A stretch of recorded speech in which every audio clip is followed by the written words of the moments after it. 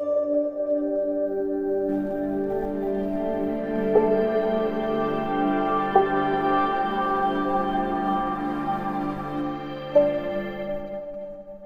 दोस्तों, विद्याशक्ति एजुकेशन के online platform पर आप सभी दोस्तों का एक बार फिर से हार्दिक स्वागत और अभिनंदन है।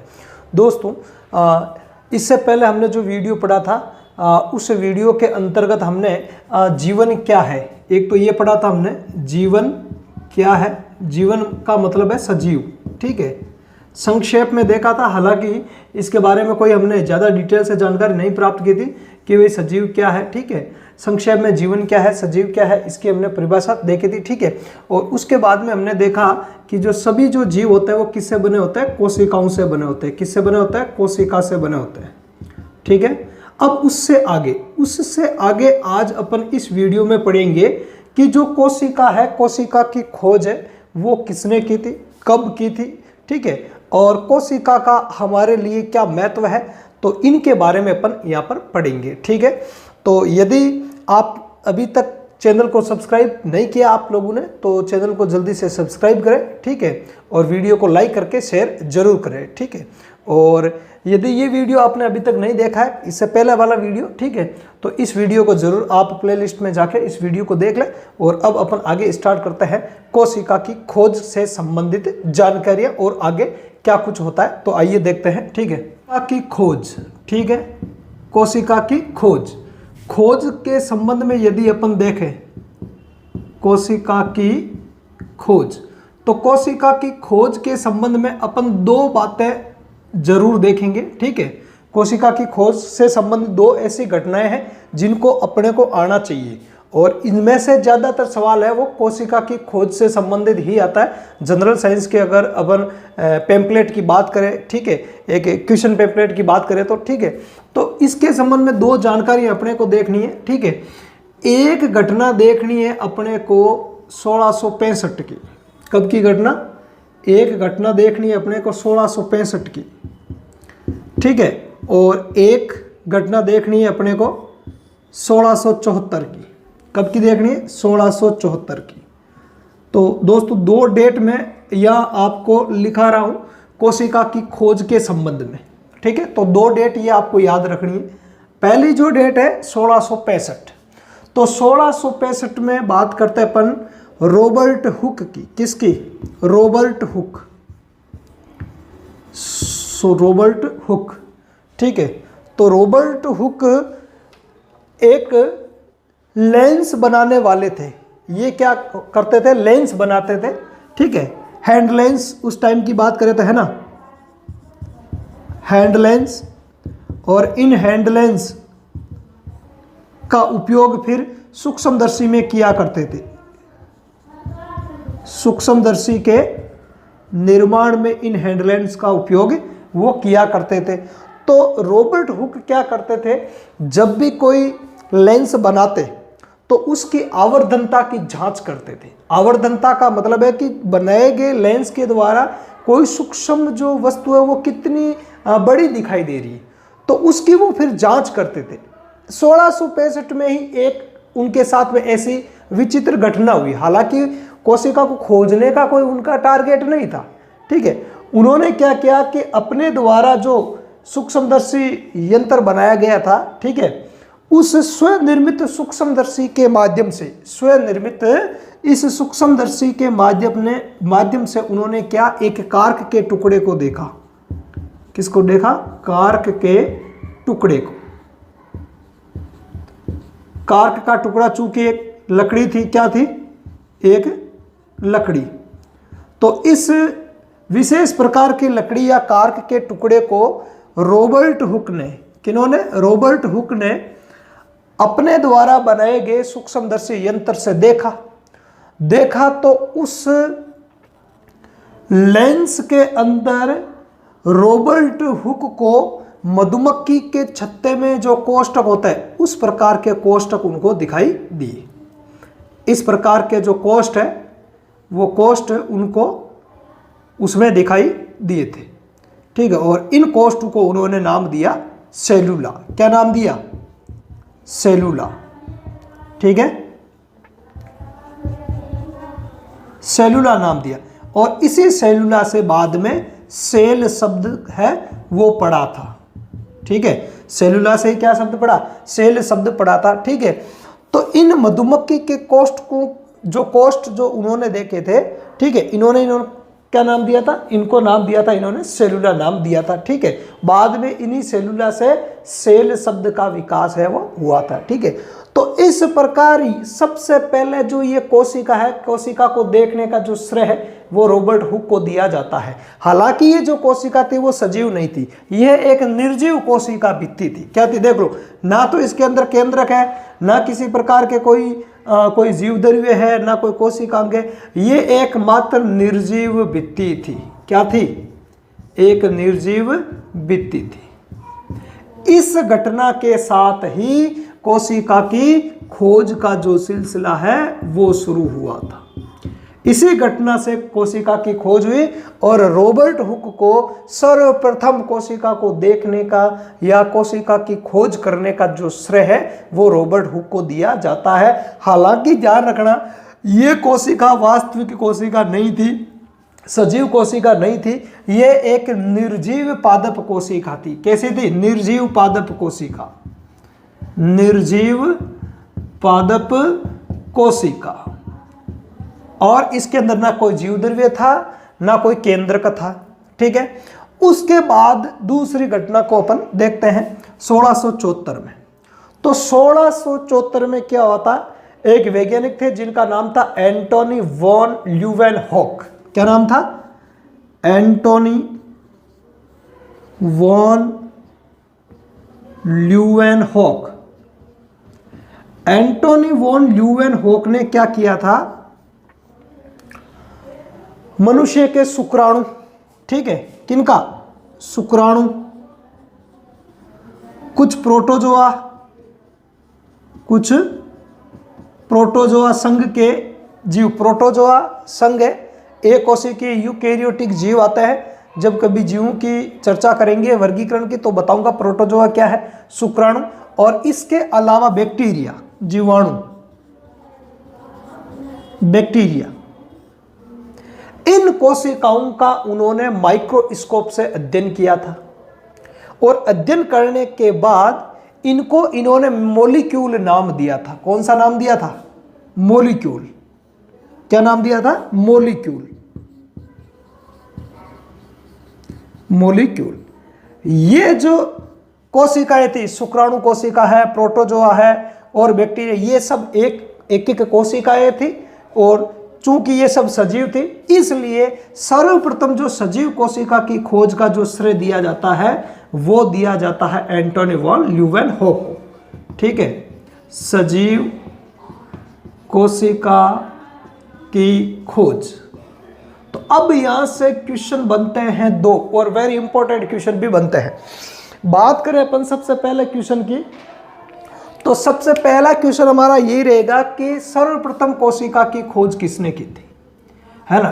क्वेश्चन यदि सर्वप्रथम पूछे, सर्वप्रथम कोशिका की खोज, सर्वप्रथम कोशिका की खोज का यदि क्वेश्चन आए तो इसका अपने पास में आंसर क्या हो जाएगा, इसका आंसर हो जाएगा रॉबर्ट हुक, रॉबर्ट हुक। और सन याद रखनी है 1665, ये ध्यान रखना है। सर्वप्रथम कोशिका की खोज की पूछे तो रॉबर्ट हुक आएगा 1665। पर इसमें कंडीशन की ध्यान रखना, ये जो कोशिका खोजी गई थी, देखी गई थी रॉबर्ट हुक के द्वारा, ये एक निर्जीव पादप कोशिका थी। क्या थी, निर्जीव पादप कोशिका थी। अब बात आती है दूसरे क्वेश्चन की। यदि क्वेश्चन ये पूछ ले अपने को कि सर्वप्रथम सजीव कोशिका की खोज किसने की, तो वहां पे आपको ऑब्जेक्ट में रॉबर्ट हुक भी मिलेगा और एंटोनी वॉन ल्यूवेनहॉक भी मिलेगा। तो वहां पर अपना रॉबर्ट हुक आंसर नहीं होगा, ये अच्छे से ध्यान रखना है, क्योंकि कई बार अपन ऐसे क्वेश्चन को ध्यान से पढ़ते नहीं है और अपना रटा हुआ कोशिका की खोज किसने की थी, रॉबर्ट हुक ने की थी, जबकि वहां पे क्वेश्चन में पूछा जा रहा है कि सर्वप्रथम सजीव कोशिका की खोज। क्वेश्चन है ये, सर्वप्रथम सजीव कोशिका की खोज, किसकी खोज, सजीव कोशिका की खोज का पूछा जा रहा है तो सबसे पहले सजीव कोशिका की खोज करने का जो श्रेय है वो किसको दिया जाएगा? एंटोनी वॉन ल्यूवेनहोक को, और 1674 में दिया जाएगा। तो यहां से दो चीजें इंपॉर्टेंट है, एक तो है सर्वप्रथम कोशिका की खोज रॉबर्ट हुक ने 1665 में, वो निर्जीव पादप कोशिका थी, या यूं कह सकते हो कि आप वो केवल कोशिका भित्ति थी। क्या थी वो? कोशिका भित्ति थी, निर्जीव पादप कोशिका भित्ति थी। और दूसरा इंपॉर्टेंट फैक्ट यह है कि सर्वप्रथम सजीव कोशिका की खोज किसने की? तो एंटोनी वॉन ल्यूवेनहोक ने की थी, 1674 में की थी, ठीक है। और यही सर्वप्रथम देखी गई सजीव कोशिका थी, ठीक है। और किन को देखा था एंटोनी वॉन ल्यूवेनहोक ने? शुक्राणु का अध्ययन किया था, प्रोटोजोआ और बैक्टीरिया का अध्ययन किया था। और इनको प्रारंभ में एंटोनी वॉन ल्यूवेनहोक ने इनको नाम क्या दिया था? मोलिक्यूल नाम दिया था, ठीक है। क्या नाम दिया था? मोलिक्यूल। इनको नाम दिया था मोलिक्यूल, नाम है वो दिया गया था किसके द्वारा? एंटोनी वॉन ल्यूवेनहोक के द्वारा, ठीक है। सॉरी, मोलिक्यूल एनिमलक्यूल, एक मिनट मिस्टेक हो गई, एनिमलक्यूल, एनिमलक्यूल, मोलिक्यूल नहीं दोस्तों, एनिमलक्यूल। तो एनिमलक्यूल है वो नाम दिया गया था एंटोनी वॉन ल्यूवेनहोक के द्वारा, ठीक है। बाद में पता चला कि ये जब जो थी वो सब एक एक कोशिकाएं थी, ठीक है। तो ये था कोशिका की खोज के संबंध में दो महत्वपूर्ण तथ्य, ठीक है। आगे बात समझ में, तो इसको मैं एक बार फटाफट से लिख देता हूं नोट्स के रूप में, आप उसका जल्दी से स्क्रीनशॉट ले लीजिएगा दोस्तों। एक बार आप इसका स्क्रीनशॉट जरूर ले लो, ठीक है। उसके बाद में मैं जल्दी से एक बार इसको आपके रिवाइज कर देता हूं। ओके, तो कोशिका की खोज के संबंध में अपन ने क्या पढ़ा है वो एक बार जल्दी से देख लेते हैं, ठीक है। तो सन 1665 में रॉबर्ट हुक ने स्वनिर्मित सूक्ष्मदर्शी के द्वारा, ठीक है, खुद के द्वारा बनाई गई सूक्ष्मदर्शी की आवर्धन क्षमता की जांच करने के लिए, मतलब अपने द्वारा बनाई गई सूक्ष्मदर्शी है वो कितनी छोटी से छोटी वस्तु को बड़ा करके देखने में सक्षम थी, है ना। तो वो आवर्धन क्षमता, तो आवर्धन क्षमता की जांच करने के लिए या करने है तो एक कार्क क्या होता है? एक विशेष प्रकार की लकड़ी का टुकड़ा था, ठीक है। एक विशेष प्रकार की लकड़ी का टुकड़ा था, कार्क के टुकड़े को देखा, ठीक है। देखा तो क्या दिखाई दिया? इसमें उन्होंने मधुमक्खी के छत्ते, है ना, मधुमक्खी के छत्ते में स्थित कोष्ठकों के समान कोष्ठ दिखाई दिए, ठीक है। इन कोष्ठकों को उन्होंने सेलुली, क्या नाम दिया था? सेलुली नाम दिया था। तो सेलुली नाम किसने दिया था? रॉबर्ट हुक ने ही दिया था, ठीक है। सेलुली नाम दिया। इसी घटना के साथ सर्वप्रथम कोशिका की खोज हुई। वास्तव में ये एक निर्जीव कोशिका भित्ति थी। रॉबर्ट हुक के द्वारा खोजी गई कोशिका क्या थी? निर्जीव कोशिका थी, निर्जीव पादप कोशिका थी, निर्जीव कोशिका भित्ति थी, ठीक है। हाँ, सेलुली शब्द से ही बाद में सेल शब्द का निर्माण हुआ। अतः रॉबर्ट हुक द्वारा खोजी गई जो कोशिका थी वो कैसी थी? निर्जीव थी, ठीक है। तो सर्वप्रथम कोशिका की खोज किसने की? रॉबर्ट हुक ने, लेकिन वो निर्जीव थी। अब आगे बात करें, सर्वप्रथम सजीव कोशिका की खोज किसकी? सजीव कोशिका की खोज सन 1674 में एंटोनी वॉन ल्यूवेनहोक ने, ध्यान रखना, सर्वप्रथम सजीव कोशिका की खोज किसने की? एंटोनी वॉन ल्यूवेनहोक ने की थी। इन्होंने विभिन्न सजीव कोशिकाओं, किस किस को देखा था? बैक्टीरिया मतलब जीवाणु कोशिकाओं को, प्रोटोजोआ की कोशिकाओं को, ठीक है, तथा शुक्राणु को सूक्ष्मदर्शी से देखा और इनको क्या नाम दिया था? इनको एनिमलक्यूल नाम दिया था। ये ध्यान रखना, एंटोनी वॉन ल्यूवेनहोक द्वारा जो ये एक कोशिकीय जीव देखे गए थे इनको क्या नाम दिया गया था? एनिमलक्यूल नाम दिया गया था, ठीक है। तो ये दो बातें थी कोशिका की खोज के संबंध में, ठीक है। अब उसके आगे अपन पढ़ते हैं कोशिका सिद्धांत, ठीक है। तो कोशिका सिद्धांत है वो किसने दिया था? ठीक है, अगला पॉइंट है हमारा कोशिका सिद्धांत, ठीक है। कोशिका सिद्धांत, तो देखते हैं कोशिका सिद्धांत को। कोशिका सिद्धांत सेल थ्योरी, तो सेल थ्योरी क्या है इसको अपन बढ़ते हैं। तो कोशिका सिद्धांत किसने दिया था इसकी अपन बात करें, कोशिका सिद्धांत है क्या। तो सबसे पहले अपन बात करें जर्मनी के दो वैज्ञानिकों की, जर्मन वैज्ञानिक है दो, ध्यान रखना कहाँ के? जर्मनी के। एक वैज्ञानिक का नाम है मैथियाज स्लाइडन। एक वैज्ञानिक का नाम क्या? एक वैज्ञानिक का नाम है मैथियाज स्लाइडन, ठीक है। एक वैज्ञानिक का नाम है मैथियाज स्लाइडन, मैथियाज स्लाइडन। ये थे पादप वैज्ञानिक। कौन थे? पादप वैज्ञानिक। और इन्होंने 1838 में, कब? 1838 में, ठीक है। और जर्मनी के ही दूसरे वैज्ञानिक थे जिनका नाम था थियोडोर स्वान। क्या नाम था? थियोडोर स्वान। थियोडोर स्वान। इन्होंने 1839 में, ध्यान रखना ये तो थे आपके जंतु वैज्ञानिक। कौन थे? ये थे जंतु वैज्ञानिक, ठीक है। और ये थे आपके पादप वैज्ञानिक। ये कौन थे? ये थे पादप वैज्ञानिक। तो जर्मनी के पादप वैज्ञानिक मैथियाज स्लाइडन ने 1838 में सभी पादप कोशिकाओं का अध्ययन, पादपों का अध्ययन करके एक निष्कर्ष निकाला था। वो निष्कर्ष उनका ये था कि जो सभी पादप होते हैं वो कोशिकाओं से बने होते हैं, ठीक है। ये बात किसने बताई?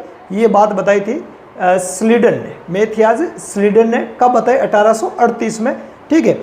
उसके बाद 1839 में थियोडोर स्वान ने, किसने?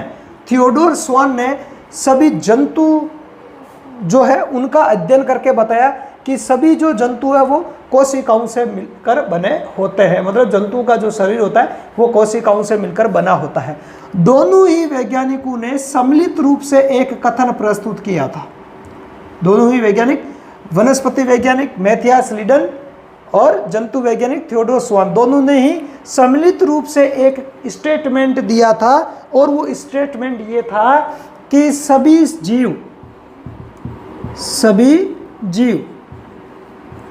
जीव मतलब पादप व जंतु कोशिकाओं एवं उनके उत्पादों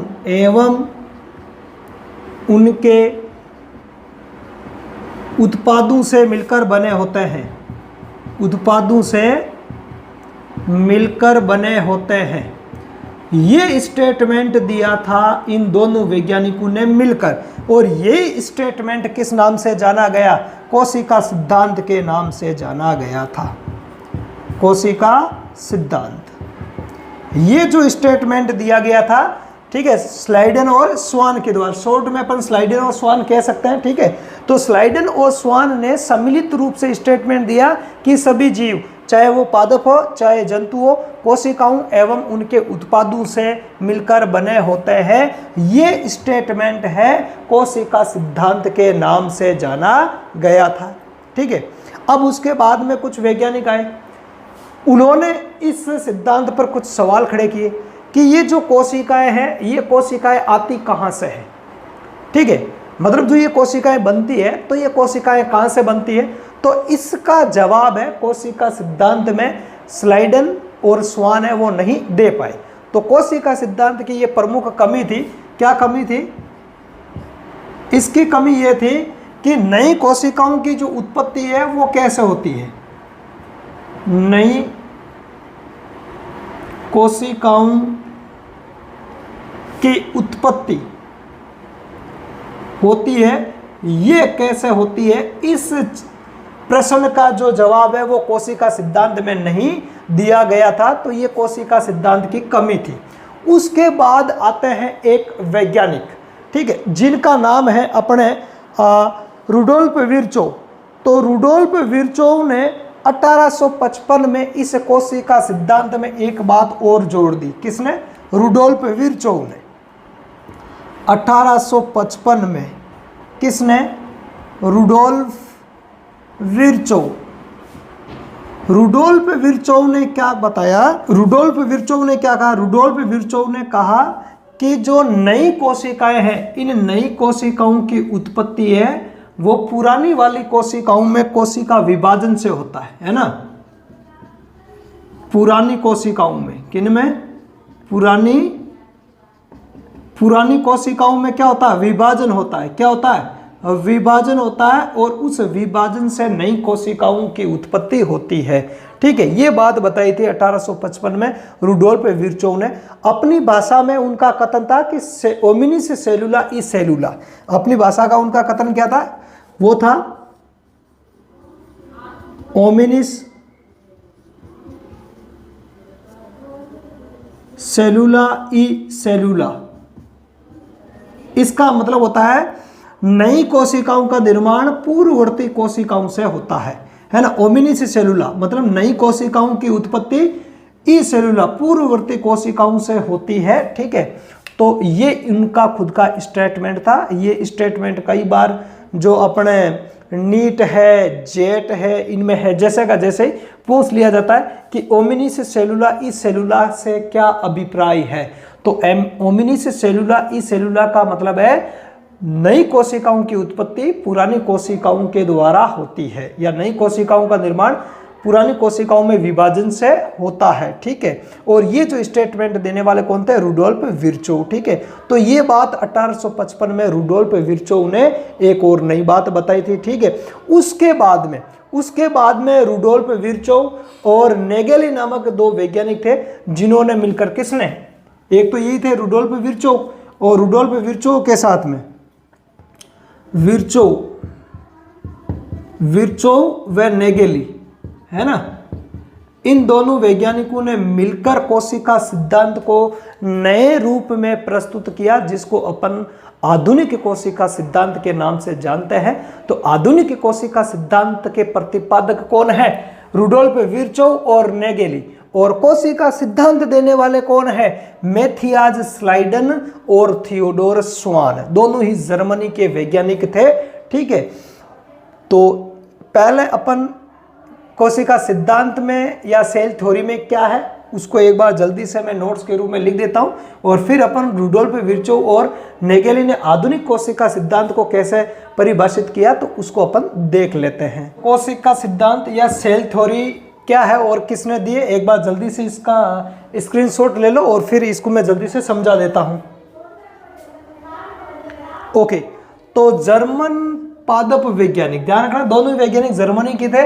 जर्मन पादप वैज्ञानिक मैथियाज स्लाइडन, ठीक है, या स्लाइडन 1838 में, एवं जंतु वैज्ञानिक थियोडोर स्वान ने कब? 1839 में, अपनी अपनी खोजों के आधार पर। दोनों, एक तो थे पादप वैज्ञानिक, एक थे जंतु वैज्ञानिक, दोनों ने अपने अपने अलग अलग निष्कर्ष निकाले थे, फिर सामूहिक निष्कर्ष पर पहुंचे, ठीक है।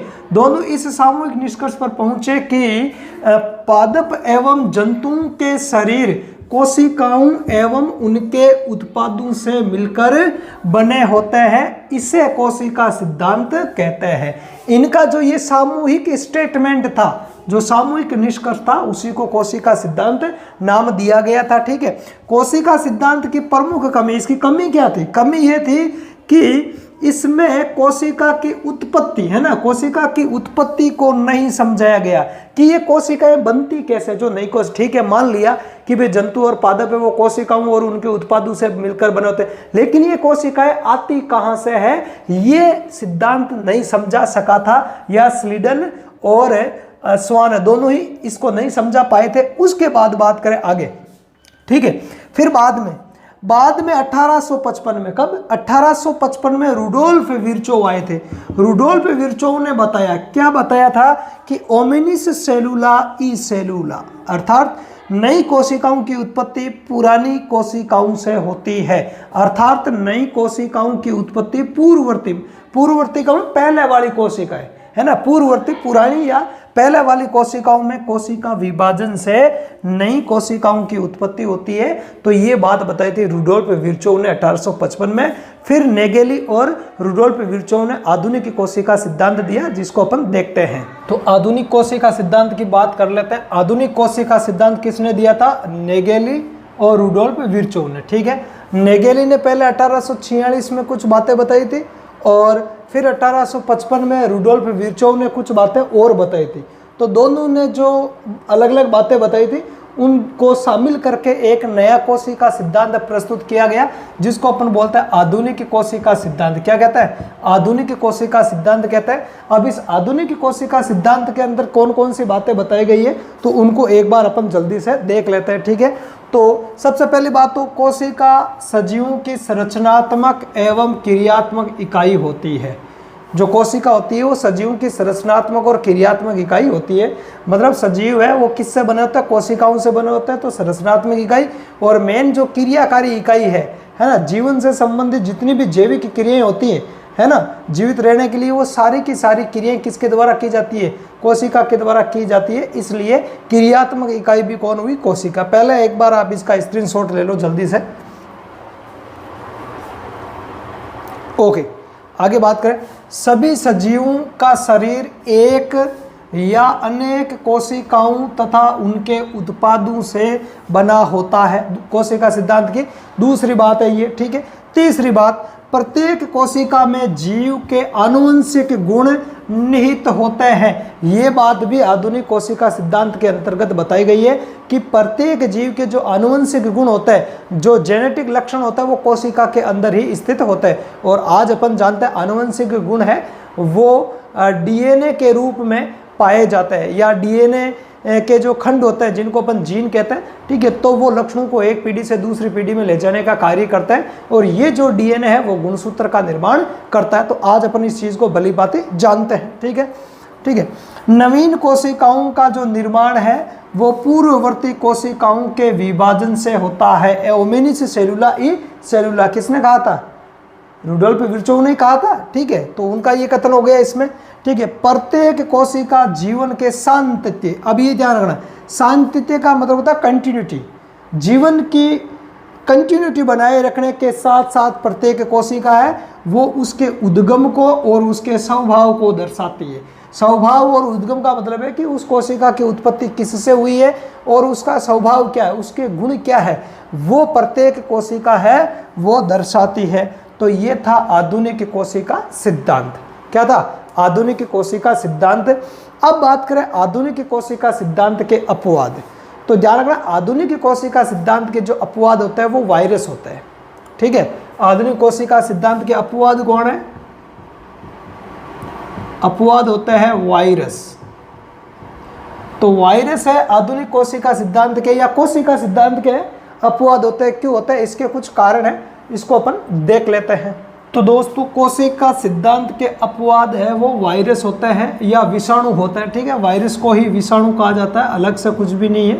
तो वायरस या विषाणु जो होता है वो कोशिका सिद्धांत के अपवाद होते हैं ना। आधुनिक कोशिका सिद्धांत को या कोशिका सिद्धांत को एक ही बात है, ठीक है। तो कोशिका सिद्धांत के अपवाद हुए वायरस, कैसे हुए, क्यों हुए, ठीक है। तो वायरस या जो विषाणु है वो कोशिका सिद्धांत के क्या होते हैं, अपवाद होते हैं। अब क्यों होता है, पहला कारण तो है कि इनमें स्वतंत्र विभाजन की क्षमता नहीं पाई जाती है। अर्थात जैसे अन्य जो कोशिकाएं होती है, एक कोशिका में कोशिका विभाजन होगा। अब कोशिका विभाजन दो प्रकार के होते हैं, समसूत्री और अर्धसूत्री। समसूत्री विभाजन होता है तो एक कोशिका से दो कोशिकाएं बन जाएगी, और अर्धसूत्री कोशिका विभाजन होता है तो एक कोशिका से कुल 4 नई संतति कोशिकाएं बन जाएगी, ठीक है। तो कोशिका में ये कोशिका विभाजन की क्षमता पाई जाती है, जबकि जो विषाणु होते हैं उनमें विभाजन की क्षमता नहीं पाई जाती है, ठीक है। इनमें विभाजन की क्षमता तभी आएगी जब, है ना, इनके विभाजन के लिए दूसरी जीवित कोशिका की आवश्यकता होती है। मतलब जब ये बाहर रहते हैं तो ये निर्जीव की भांति व्यवहार करता है। किसकी भांति व्यवहार करता है, निर्जीव की भांति। ध्यान रखना, वायरस में कुछ लक्षण निर्जीवों के भी होते हैं और कुछ लक्षण जो होते हैं वो सजीवों के भी होते हैं, ठीक है। तो जब तक ये बाहर रहता है तब तक ये विभाजन नहीं कर सकता है, और जैसे ही किसी जीवित कोशिका के अंदर अर्थात सजीवों के अंदर ये प्रवेश करेंगे तो उस सजीव कोशिका की जो मशीनरी होती है उस मशीनरी को ये हैंग कर लेता है और उसके द्वारा अपने नए वायरस कण निर्माण करवाते हैं, ठीक है। तो ये जो विभाजन की क्षमता है वो दूसरी अन्य जीवित कोशिका में प्रवेश करने के बाद में हासिल होती है, ठीक है। तो इसलिए ये सजीव नहीं है और कोशिका सिद्धांत के क्या है, अपवाद है। ध्यान रखना, सजीवों और निर्जीवों के बीच की कड़ी माना जाता है इनको, सजीवों व निर्जीवों के बीच की योजक कड़ी। बीच की क्या है, ये योजक कड़ी होता है। कौन, वायरस, ठीक है। ये जो वायरस है ये सजीवों और निर्जीवों के बीच की योजक कड़ी होता है, क्योंकि इनमें कुछ लक्षण होता है निर्जीवों के और कुछ लक्षण होता है सजीव के। मतलब ये न तो पूर्णतः सजीव है और न ही पूर्णतः निर्जीव है, ठीक है। इसलिए सजीवों और निर्जीवों के बीच की कड़ी कौन है, वायरस हुए। और कोशिका सिद्धांत के अपवाद कौन हुए, वायरस हुए। क्यों हुए, पहला कारण तो ये है कि इनमें स्वतंत्र विभाजन की क्षमता नहीं होती है, क्योंकि जब तक ये बाह्य वातावरण में रहेंगे तब तक ये निर्जीव की भांति ही व्यवहार करेंगे। जैसे ही किसी दूसरी सजीव कोशिका के अंदर प्रवेश करेंगे, ठीक है, तो वह प्रवेश करने के बाद में ये अपने नए वायरस कण बनाने प्रारंभ कर देंगे, ठीक है। इसके अतिरिक्त इनमें न तो कोई प्लाज्मा झिल्ली होती है, जैसे कोशिकाओं के चारों ओर प्लाज्मा झिल्ली होती है, कोशिका झिल्ली, या जिसको अपन बोलते हैं सेल मेम्ब्रेन, है ना, कोशिका झिल्ली है, प्लाज्मा झिल्ली है या सेल मेम्ब्रेन है, इसी के नाम है, ठीक है। ना तो ये पाई जाती है इसके अंदर, जबकि कोशिकाओं के अंदर ये होती है, न इसके अंदर कोशिका द्रव्य पाया जाता है और न ही किसी प्रकार का कोई इसमें एंजाइम या विकर पाया जाता है।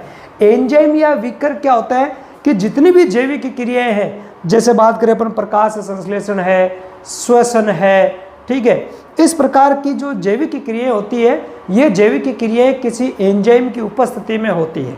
कोशिकाओं के अंदर ये एंजाइम पाए जाते हैं, इसलिए कोशिका स्वतंत्र रूप से वो श्वसन है इत्यादि क्रियाएं, पाचन है, ठीक है, प्रकाश संश्लेषण है, वो इत्यादि क्रियाएं कर पाती है। जबकि वायरसों में इस प्रकार के जो एंजाइम है या जो विकर है वो नहीं पाए जाते, इसलिए स्वतंत्र रूप से कोई जैविक क्रिया ये नहीं कर पाते। ऐसा नहीं कि वायरस स्वतंत्र रूप से श्वसन कर लेंगे, नहीं, श्वसन से संबंधित इसमें एंजाइम है ही नहीं, किसी प्रकार का कोई एंजाइम नहीं, और न ही इसका कोई कोशिकीय अवयव होता है, न इसके अंदर जैसे कोई माइटोकॉन्ड्रिया है, हरितलवक है, गाल्जिका है, इत्यादि प्रकार के कोशिकांग है वो इनमें नहीं पाए जाते हैं, ठीक है। इसलिए जो वायरस है वो कोशिका सिद्धांत के अपवाद है। तीसरा कारण है वायरस कोशिका सिद्धांत के अपवाद है, क्यों? इसका कारण है कि इनमें केवल एक ही न्यूक्लिक अम्ल डीएनए या आरएनए पाया जाता है। ध्यान रखना, न्यूक्लिक अम्ल, न्यूक्लिक एसिड, क्या बोलते हैं इनको? Nucleic acid. न्यूक्लिक एसिड ये केंद्रक में पाए जाने वाले अम्लीय प्रकृति के पदार्थ होते हैं जिनको न्यूक्लिक एसिड कहते हैं। ये होता है, प्रकृति में दो ही न्यूक्लिक एसिड है, एक तो DNA deoxy ribose nucleic acid और एक होता है राइबो न्यूक्लिक एसिड, ठीक है। डीएनए की फुल फॉर्म क्या हो जाएगी? डीएनए की हो जाएगी डीऑक्सी